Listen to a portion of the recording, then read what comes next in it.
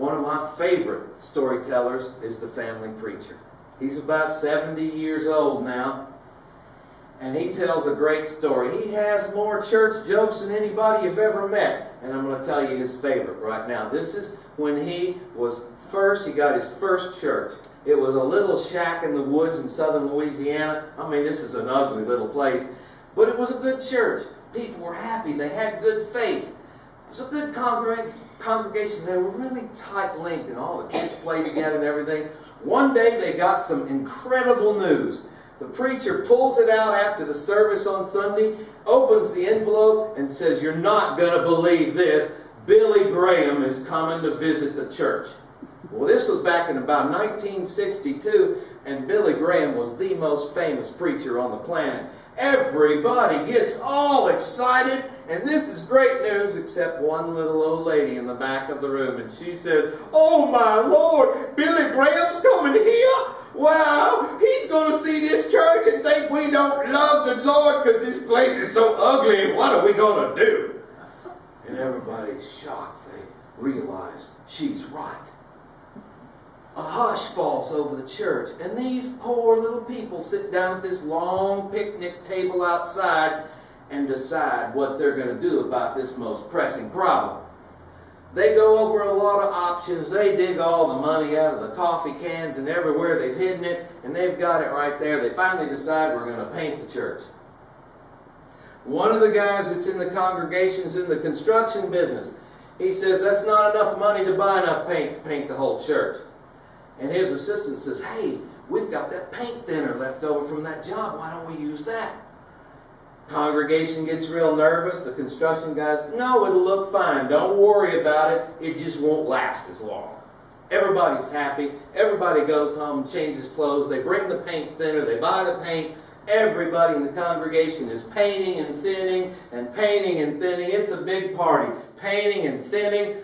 And pretty soon they're all standing around out in the parking lot, covered in paint, admiring their work. "It's beautiful. We should have done this a long time ago." And the little old lady says, "Oh, it's just wonderful. In an hour, Billy Graham's going to be here. And he's going to see our beautiful church that we can be so proud of. Oh, this is wonderful. I just can't believe how fast this happened. This is just wonderful." Is that rain? Oh no. And in Louisiana, when it starts raining, you get a couple of drops and then it's boom. Everybody goes running in the church. They last about an hour. They come running out after the rain's over. Oh no, look at the church. It looks awful. It's dripping with paint everywhere. And the little old lady says, "Oh my Lord, it looks worse than it did before. Oh no, Billy Graham's going to be here in a few minutes. What are we going to do? Oh my Lord, what are we going to do?" And a voice from above says, "Repaint and thin no more."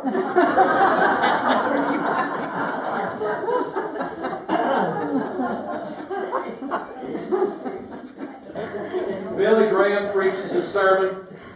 He's walking around a little town or little area. And really, if you haven't ever been south of New Orleans, it's beautiful if you like swamps.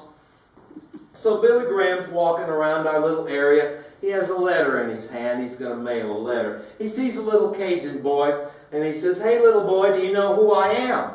And the little boy says, "No, sir, I'm sorry, I sure don't." And he says, "Well, can you tell me where the post office is?" And the little boy gives him directions to the post office, and he says, and then Billy Graham leans down to the little boy and says, "Little boy, you may not know who I am, but if you come to that church on Sunday, I'll show you how to get to heaven." And the little boy says, "No, that's okay, preacher. I think I'll pass. You don't even know where the post office is."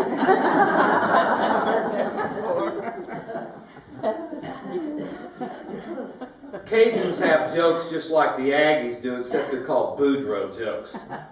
And I always tell a Boudreaux joke at my show. I'll leave you with this one. It's pretty short, and it's my favorite. Mrs. Boudreaux had an unpleasant situation to deal with. Her husband has just died. So they informed her that she was going to have to write an obituary and send it into the newspaper. So she did. So she sent the obituary into the newspaper, and it read, "Boudreaux done died!" ! Well, the guy at the newspaper laughs at this, and he calls and he says, Mrs. Boudreaux, you know, you can use up to 50 words to say some things about the dearly departed and pay your respects and everything, and it doesn't cost you any extra. And she says, well, thank you, young man. I will revise the ad and send it in. When it appeared in the paper, it said, Boudreaux done died, boat for sale.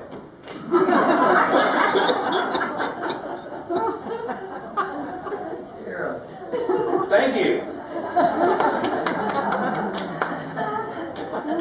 This is my favorite Cajun joke, and I'm going to leave you with this one. There is a gentleman, he is a Cajun, he's done very well for himself. He's the chairman of one of the oil companies in southern Louisiana. He has a family chore to attend to today. One of his relatives is graduating from college, and he has promised the family he will give this young man a job. But this is a good guy. He's going to do more than that. Not only is he going to give him a job, he's going to take him under his wing. Teach him how to live life. Teach him how to be successful in life and be happy. So the young man comes to work. They work together all day. And then the boss says, I'm going to take you home for dinner because I got something else I want to teach you. So the young man just got out of college. This sounds like a good idea. He's pretty hungry.